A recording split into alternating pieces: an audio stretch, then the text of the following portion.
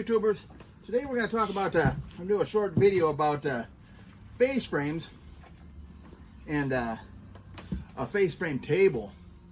This table here I made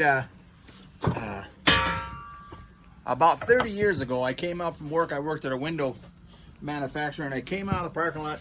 I seen this going out about the same time on a junk trailer, and so I followed to the junkyard and brought it home. It was actually flat. It was a flat table, and all I did is I cut a few of the welds, tipped it up, and it's welded it, put some braces. I welded it about just about 55 degrees angle here. But I use on my face frames, I use a lot of pocket holes, and I needed a table to put those together. A lot of cabinets have the, most cabinets put a face frame on. But so when I made it, all I did is I just, you can make this out of wood too. If you would take a table, basically all this is this one's about 7 feet long and 4 feet tall. But if you would just take a 2x4 frame, you could take a 4x8 sheet of plywood. You could, make a frame out of that and then screw a piece of 3/4 inch plywood to it. So I mean, you'd be basically taking, your 2x4 frame would go like this, at an angle, and then you're putting that 3/4 inch plywood on there, like that.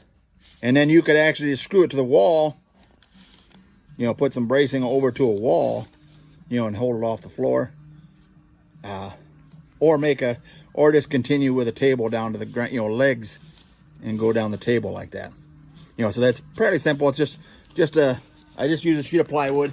But then what I use for the actual carriage on here that rolls back and forth, this one I made out of steel.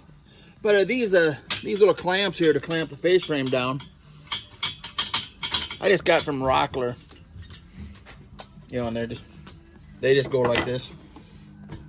Wherever you want to put them. Clamps down. It's just a simple little clamp. There's no air or nothing on there. There's no locking devices. I put a little screw tray and a little hook here for doing my drill into.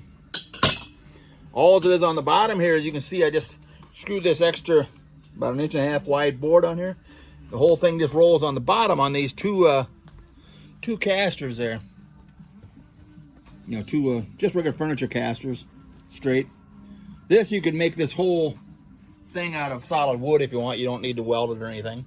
And up on top, if you can see, up on top here, it's again the two casters that way, and then two casters over on the other side there, the roll on the top, and just hold it on the table.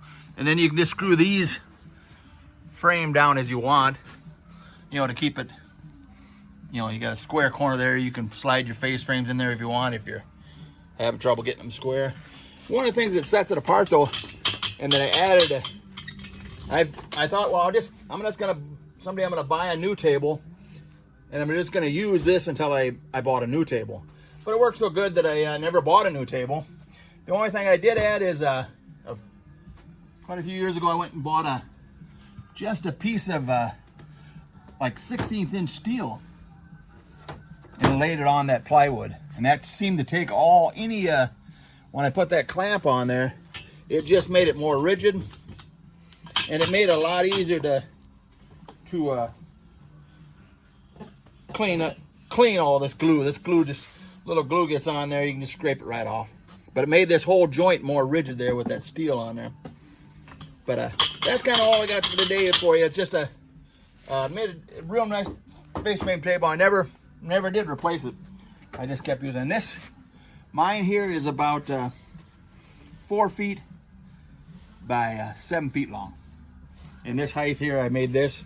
If you look, it's just 31 inches high there, so to the bottom of this. And if you'd mount it to the wall, it would take up less room if you had a smaller shop. And if you do this like one kitchen or a couple kitchens, it seems like in every kind of cabinet you make, you're using some kind of face frame. So it really pays for itself. If you took a day to build one, You'd be surprised how much time it would save you while making cabinets over time. But that's all I had today. If you liked that video, hit the like and subscribe, and talk to you later.